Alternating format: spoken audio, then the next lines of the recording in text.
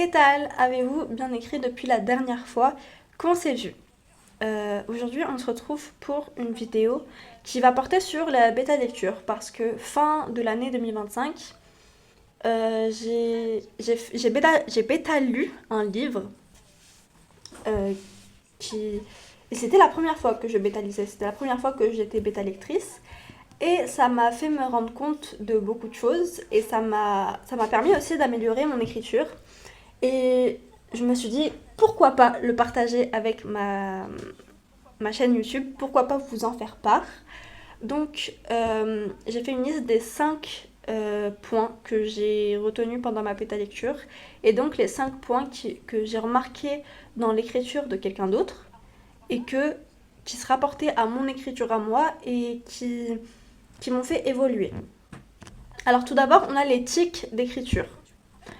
Quand tu lis le manuscrit de quelqu'un d'autre, forcément ça va plus te marquer, ça va être plus flagrant que quand c'est les tiens. Par exemple, euh, la personne que je bétalisais faisait beaucoup de infodumping et j'en faisais moi aussi avant.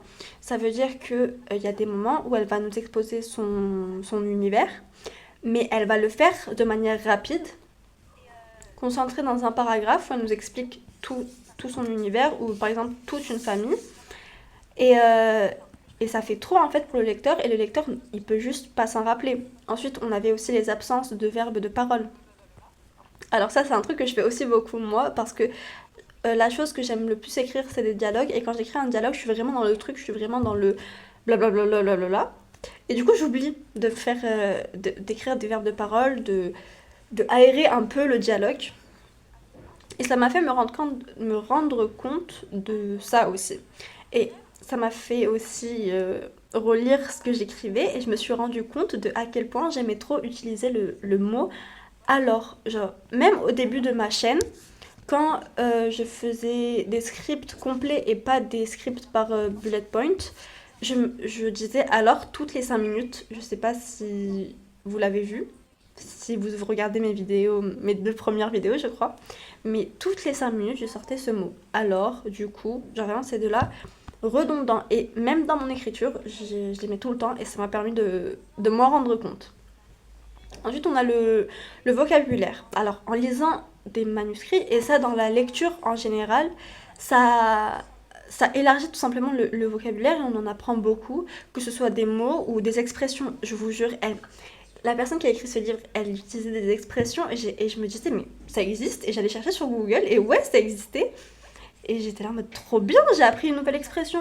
Pareil par exemple pour la description, les textures, les manières de décrire, tout ça, j'en ai beaucoup appris. C'était très instructif pour le coup, parce que les descriptions, on sait tous à quel point c'est galère.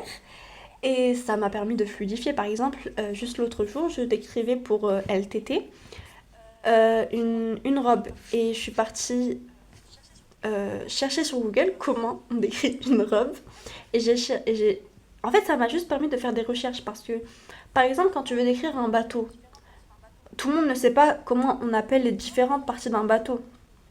Tu vois, sauf que quand tu lis un autre livre, alors c'est pas pareil que quand on lit juste un livre pacifiquement, mais là vraiment tu lis pour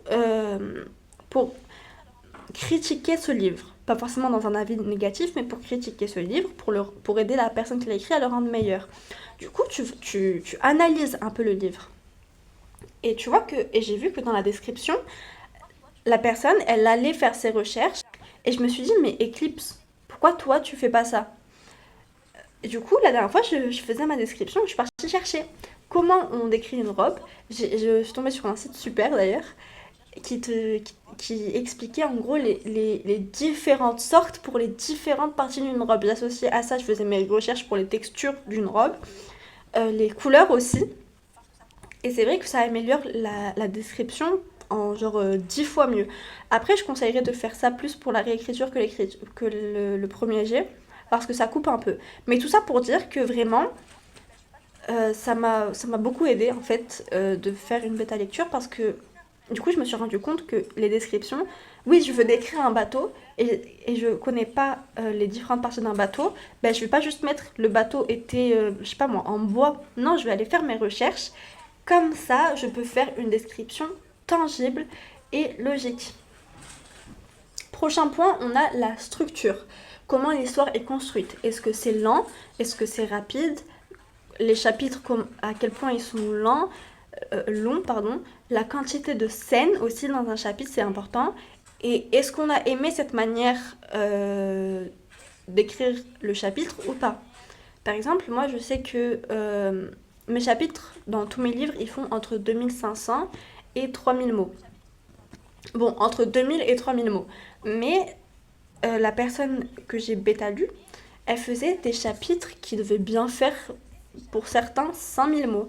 Et ça m'a fait me rendre compte que j'étais pas forcément fan. Et également, les scènes, elles sont enchaînées assez vite. Genre, c'est un rythme assez rapide. Et ça a ses qualités, parce que du coup, le lecteur, il va rester hypé tout au long de l'histoire.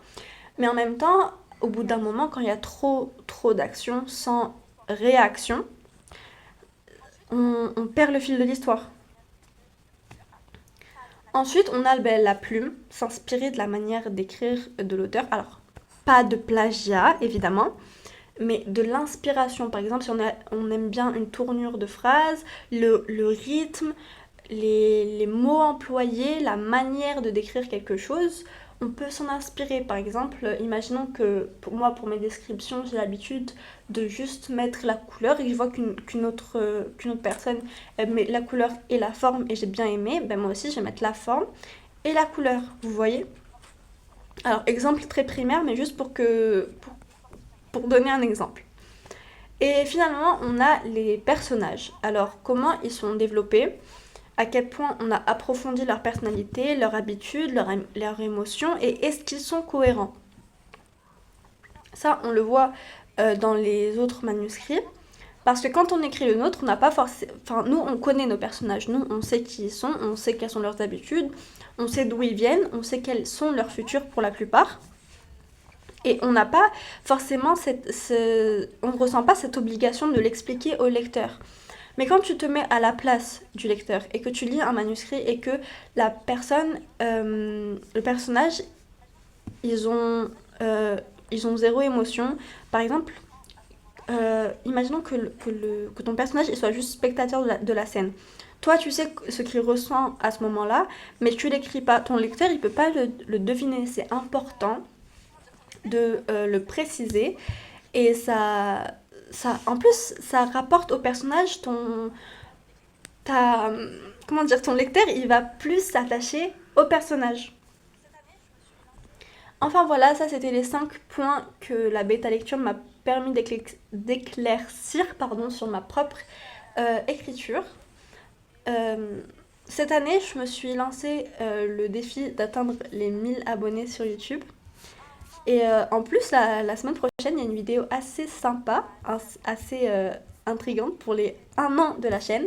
Donc je t'invite à t'abonner, à aimer cette vidéo, à aller regarder d'autres vidéos si t'en as envie. Jusqu'à la vidéo de la semaine prochaine, surtout, tiens-toi bien. Mais avant tout, écris beaucoup et bisous tout simplement.